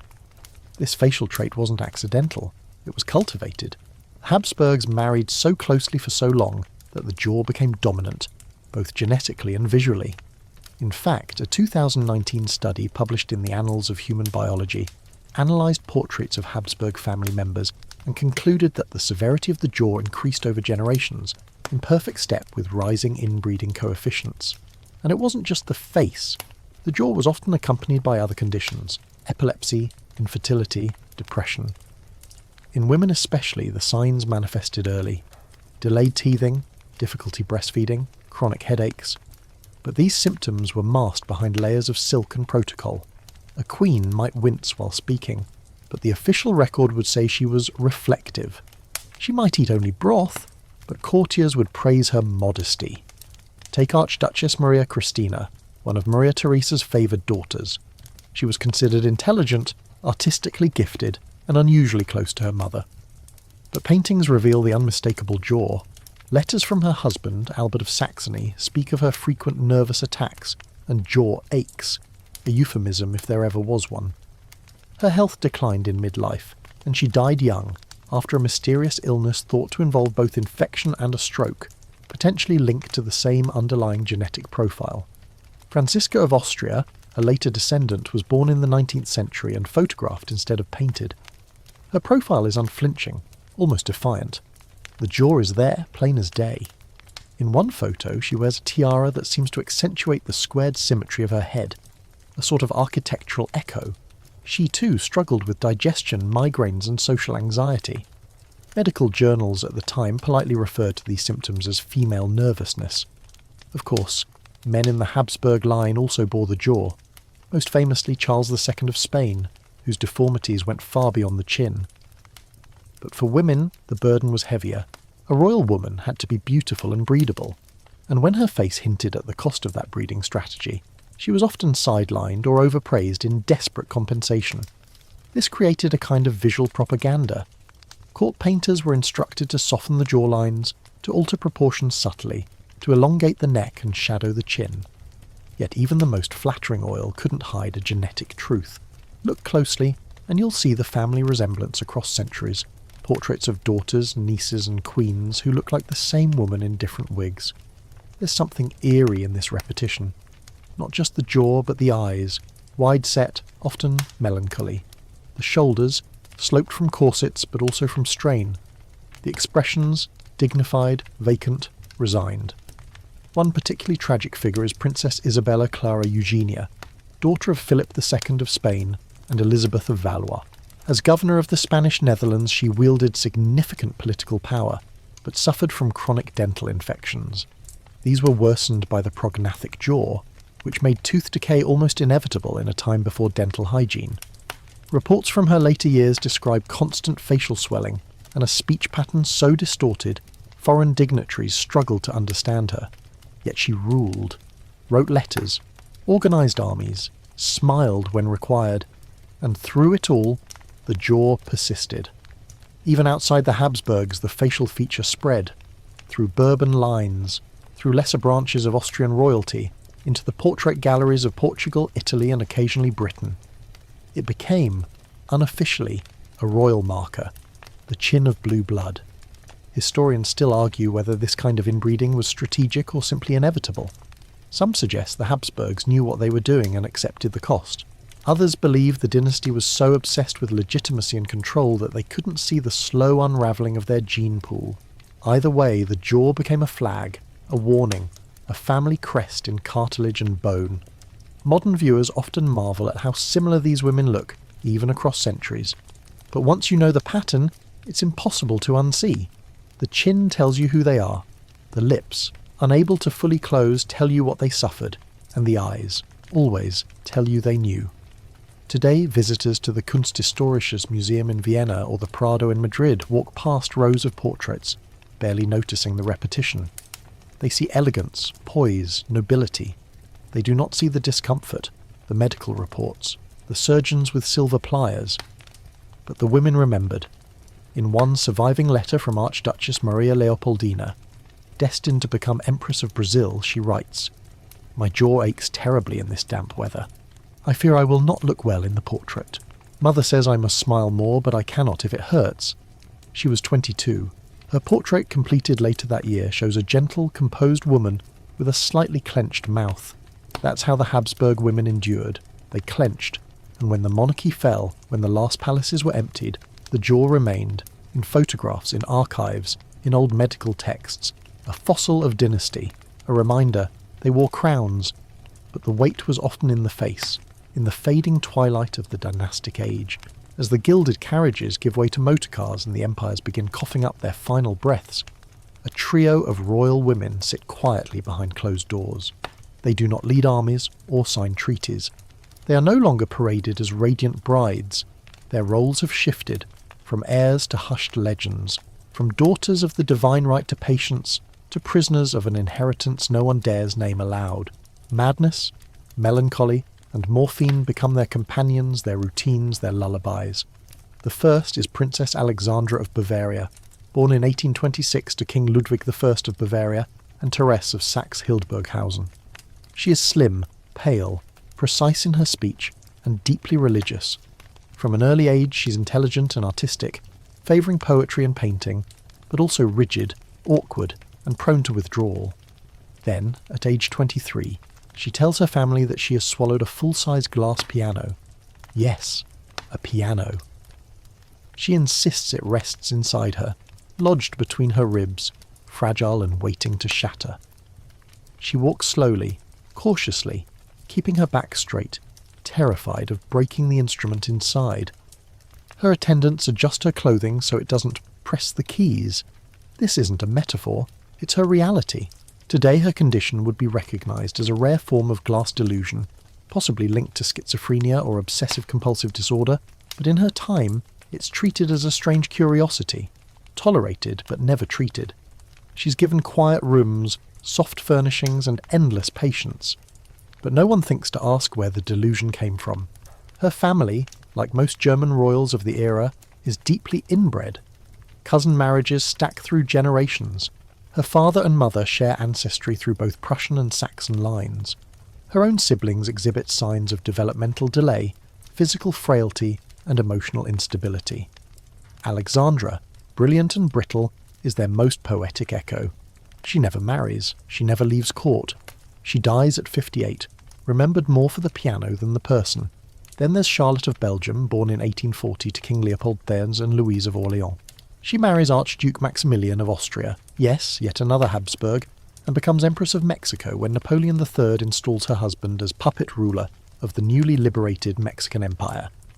At first, Charlotte, styled Carlotta by her new subjects, is luminous, educated, articulate, passionate. She travels across Mexico, promotes education, builds hospitals. But the empire is doomed. The people do not want an emperor. Maximilian, idealistic and inept, is captured by Republican forces in 1867 and executed. Charlotte is in Europe at the time, lobbying for support. When she hears of his death, something snaps. She never recovers. Her descent is rapid and theatrical. She refuses to eat, convinced her food is poisoned. She demands multiple changes of clothing per day and claims her attendants are conspiring to kill her. She wanders palaces at night, whispering to portraits. At one point, she attempts to stab one of her doctors with a golden letter opener. She is 27 years old. The Belgian court, embarrassed and unprepared, confines her to the Château de Bouchoux. She remains there until her death in 1927, 60 years of isolation. She lives through 2 world wars. She reads, she gardens, she speaks rarely. Occasionally visitors report seeing her standing by a window dressed in lace staring at nothing. Her hair turns white before she turns 40. She dies at 87. A psychiatrist today would likely classify Charlotte's illness as schizoaffective disorder, possibly triggered by trauma and compounded by hereditary predisposition. Her father, Leopold I, had a long history of depression. Her maternal grandfather, Louis-Philippe of France, was known for emotional volatility. Her Habsburg in-laws, of course, need no introduction. Yet no one talks about genes. They talk about grief, about female weakness, about divine mystery, anything but blood. Finally, we come to Princess Alice of Battenberg, born in 1885, great-granddaughter of Queen Victoria, mother of Prince Philip, and eventually mother-in-law to Queen Elizabeth II. Her life begins in Windsor, but quickly splinters across Europe. She marries Prince Andrew of Greece and Denmark, another cousin in a long chain of cousins, and they produce 5 children. Then the fractures begin. Alice becomes deeply religious, increasingly mystical, and eventually delusional. She claims to hear voices. She believes she has a divine mission. In 1930, she's diagnosed with paranoid schizophrenia and committed to a sanatorium in Switzerland. There, she's studied by Carl Jung and Sigmund Freud, the latter of whom orders her ovaries irradiated, a barbaric treatment aimed at reducing female hysteria by halting hormonal cycles. She's institutionalized for over 2 years. Her family is shattered. Her husband flees. Her children are scattered. One of her daughters marries a Nazi. Another dies in a plane crash. Alice, meanwhile, drifts through diagnoses, spiritual awakenings, and long silences. Eventually, she recovers enough to return to the world, but she's never quite the same. She founds a religious order, dresses as a nun, and returns to Greece during World War II to hide Jewish refugees in her home. For this, she's later named righteous among the nations by Yad Vashem. Her redemption arc is powerful, but not complete. Even in her later years, her mind wavers.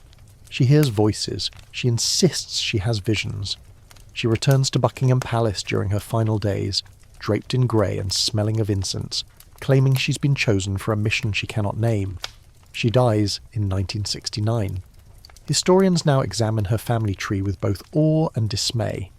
Her blood connects nearly every European royal house. Her genes carry the haemophilia mutation through Queen Victoria. Her lineage is thick with cousin marriages, depressive episodes, and unexplained breakdowns. And Alice, for all her charity and courage, is still a vessel of this inheritance.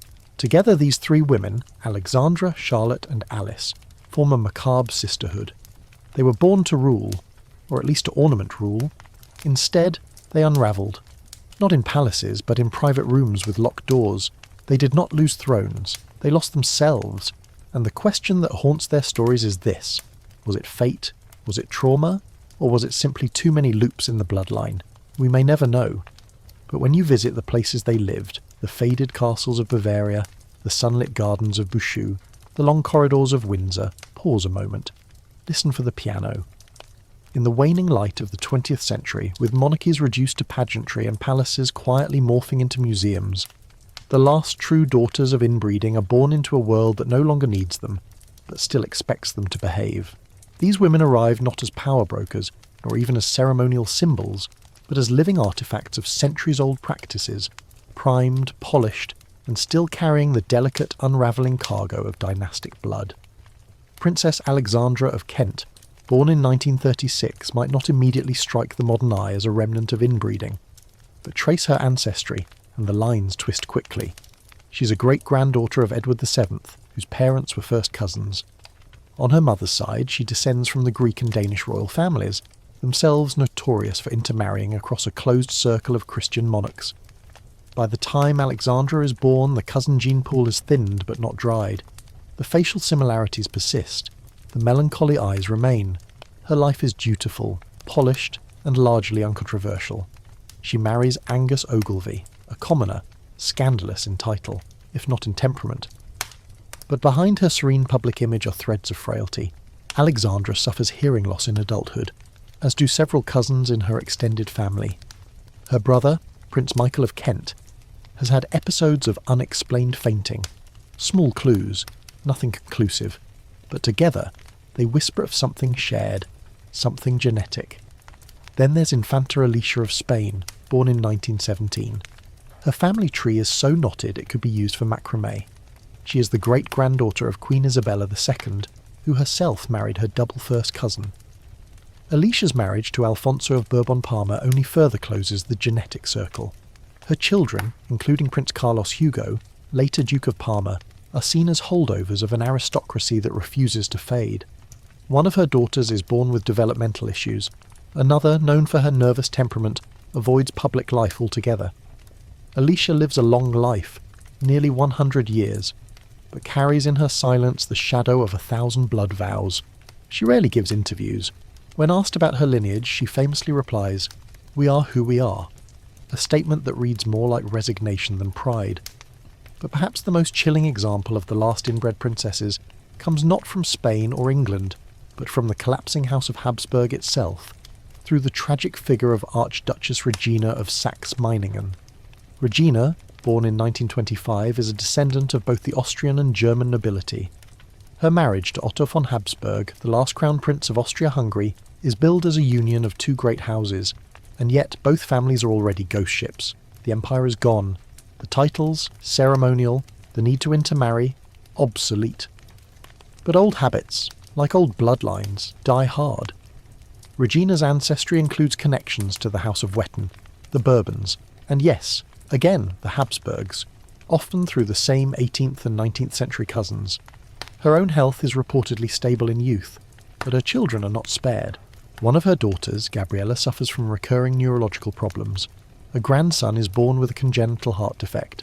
Another family member, not publicly named, lives out their life under care due to undisclosed hereditary complications.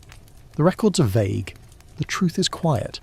Even Regina herself, in her later years, begins to fade rapidly. A stroke leaves her partially paralysed. Her public appearances dwindle. She dies in 2010, aged 85, and is buried in the Habsburg crypt beside centuries of relatives, many of whom were also her ancestors.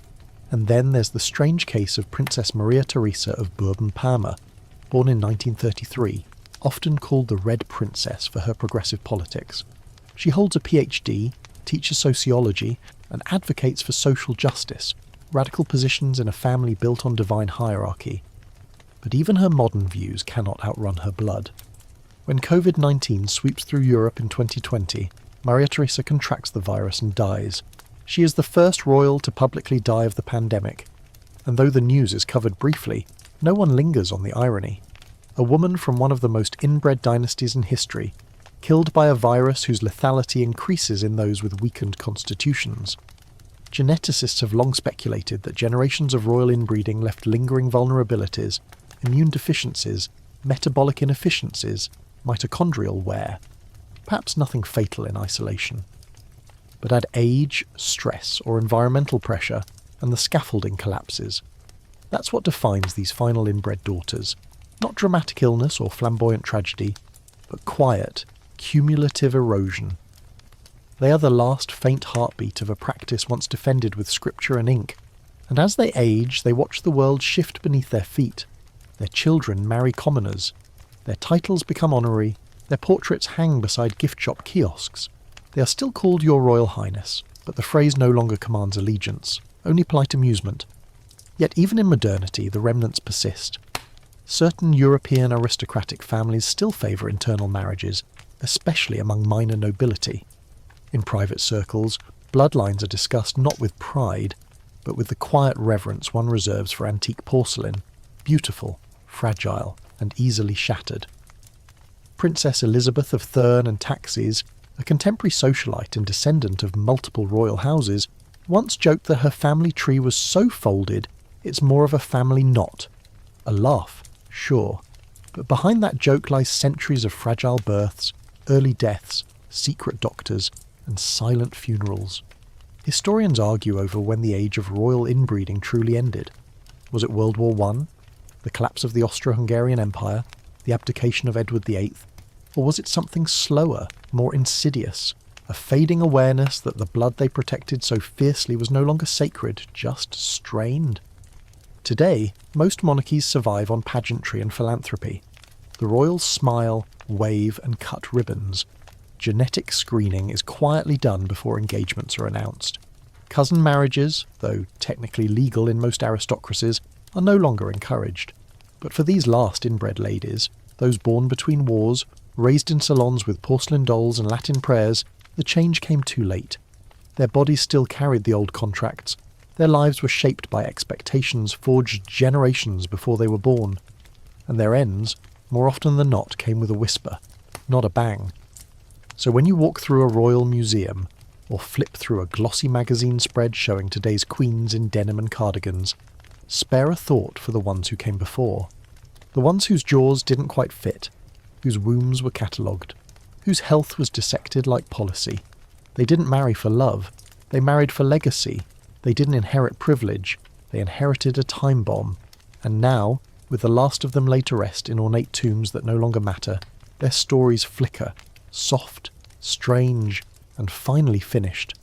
As we step into the final chapter of this long and winding corridor of royal inbreeding, the story begins to unravel, not from the weight of revolution or the slicing blade of a guillotine, but through something far quieter, time. Monarchies don't vanish overnight. They dissolve. Their thrones grow ornamental.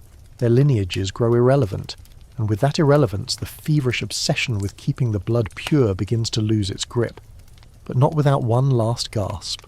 The late 20th century sees a final few born into the old world order, princesses, archduchesses, and grand duchesses who, by sheer timing, carry the last traces of those ancient entanglements.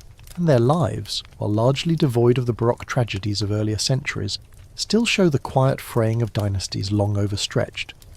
One such figure is Archduchess Yolande of Austria, born in 1923.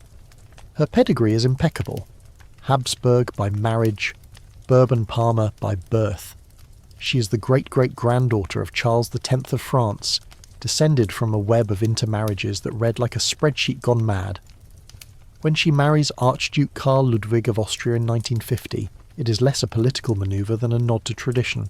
Their wedding is lovely. Their marriage is quiet. But behind the scenes, the strain continues.